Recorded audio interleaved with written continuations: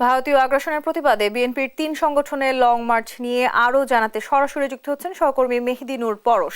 পরশ, কেমন ছিল আজকে লং মার্চ? কি বলেছে ছাত্রদল, যুবদল ও স্বেচ্ছাসেবক দলের নেতারা? বিস্তারিত জানাবেন।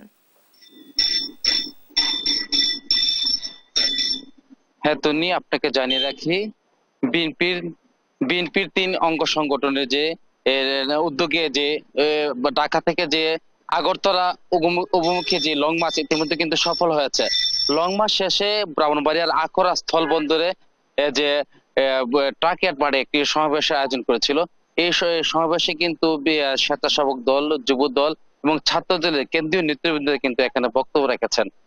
বক্তব্য শেষে তারা একটাই বিষয় স্পষ্টভাবে জানিয়েছেন যে তারা বলছেন যে বাংলাদেশের সরকারি হাই কমিশনে যে হামলার ঘটনা ঘটেছে তা তা কিন্তু তারা খুবই নিন্দা জানিয়েছেন যে ভারতের যে নিরাপত্তা যে দেওয়ার যে দরকার তারা কিন্তু তা দিতে ব্যর্থ হয়েছে। তাছাড়া এই সমাবেশে যে নেতৃবৃন্দরা বলছেন যে তারা ভারতকে প্রভুত্ব হিসেবে নয়, বন্ধু রাষ্ট্র হিসেবে দেখতে চায়। এছাড়াও এই সমাবেশস্থলে তারা আরো বিভিন্ন বিষয় উল্লেখ করেছেন যে বাংলাদেশকে নিয়ে বারবার ষড়যন্ত্র করেছে ভারত।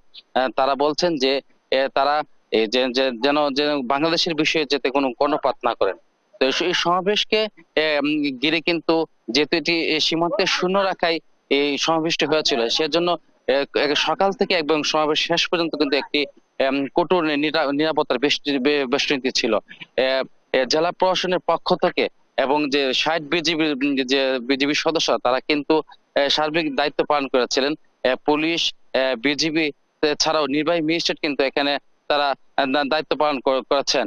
তো সমাবেশটি ঢাকা থেকে শুরু হয়ে আখড়া স্থলবন্দরে এসে শেষ হয়েছিল। এছাড়া এই সমাবেশে জেলা ছাড়াও জেলা আশপাশ থেকে কিন্তু বিপুল পরিমাণ যে নেতাকর্মী কিন্তু উপস্থিত হয়েছিলেন। এ ছিল আমার কাছে সর্বশেষ। তন্নি।